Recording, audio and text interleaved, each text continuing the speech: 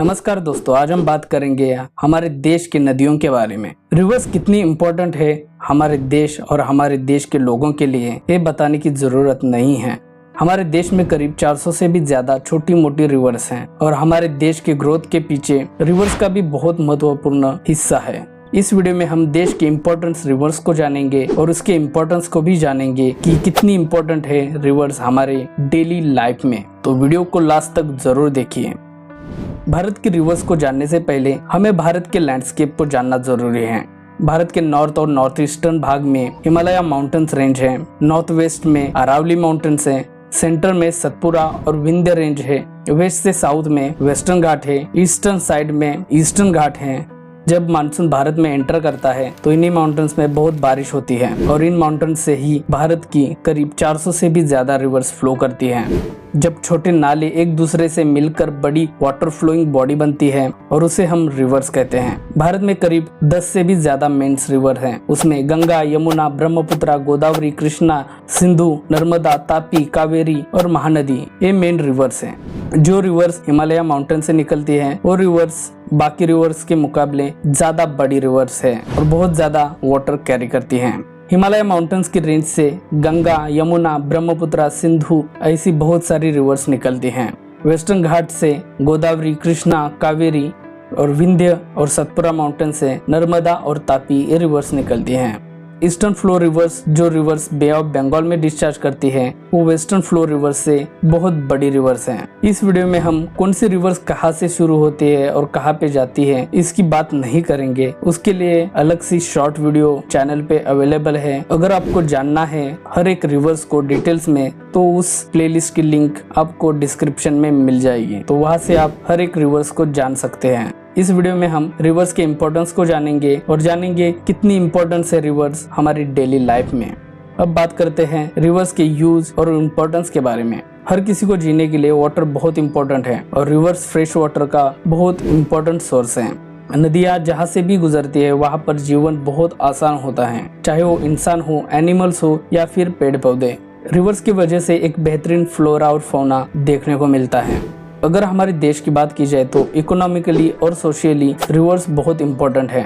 Reverse primary source है fresh water का, जिसे हम एग्रीकल्चर, इंडस्ट्रीज और डोमेस्टिक यूजेस के लिए इस्तेमाल करते हैं। हमारा देश एक अंडर डेवलप्ड कंट्री है और ज्यादातर लोग एग्रीकल्चर पे ही निर्भर हैं और हमारा देश अब नंबर 1 कंट्री बन चुका है पॉपुलेशन के मामले में और करीब 1.4 बिलियन से भी ज्यादा लोगों का अनाज प्रोड्यूस करने के लिए उतने रिसोर्सेज भी होने चाहिए। और हमारे देश की 58% पॉपुलेशन एग्रीकल्चर पे ही निर्भर है और एग्रीकल्चर मेन तो मानसून की बारिश या फिर रिवर्स का पानी पे ही निर्भर है।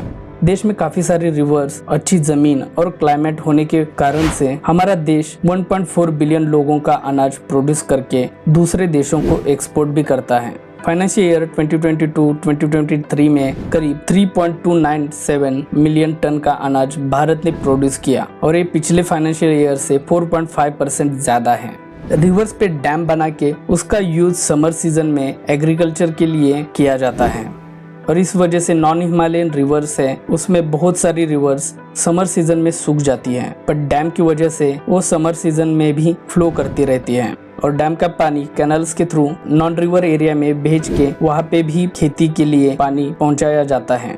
इसके अलावा रिवर्स पे हाइड्रो इलेक्ट्रिक पावर प्लांट बना के इलेक्ट्रिसिटी भी प्रोड्यूस की जाती है। भारत में करीब 197 हाइड्रो इलेक्ट्रिक पावर प्लांट हैं। इसके अलावा fishing, river sand business, factories ऐसे बहुत सारे बिजनेसेस नदियों पे या फिर आसपास के एरिया में किए जाते हैं ताकि नदियों के रिसोर्सेस को इस्तेमाल किया जा सके। रिवर्स की वजह से एक रिच डाइवर्सिटी ऑफ फ्लोरा और फौना का देखने को मिलता है। हिस्ट्री में रिवर्स का इस्तेमाल ट्रांसपोर्टेशन के लिए बहुत होता था, बट जब से रोड्स, रेलवेज का इंफ्रास्ट्रक्चर, तब से रिवर्स का ट्रांसपोर्टेशन बहुत कम होता है। बट अभी भी भारत के बहुत सारे रिमोट एरियाज में जाने के लिए रिवर्स का इस्तेमाल किया जाता है। बट आज के डेट में रिवर्स बहुत सफर कर रही हैं। भारत में जैसे जैसे इंडस्ट्रियलाइजेशन बढ़ता जा रहा है वैसे वैसे रिवर पोल्यूशन बहुत बढ़ रहा है। इंडस्ट्रियल यूज एसिडिक और अल्कलाइन वाटर डायरेक्ट रिवर्स में छोड़ा जाता है। इसके अलावा सिटीज के नाले, गटर से आने वाला पानी डायरेक्ट रिवर्स में छोड़ा जाता है। इस वजह से भारत की हर एक बड़ी रिवर को वाटर पोल्यूशन का सामना करना पड़ता है। इसका बेस्ट एग्जाम्पल है यमुना रिवर, जो दिल्ली की ड्रेनेज को कैरी करती है और इससे यमुना रिवर बहुत सफर कर रही है।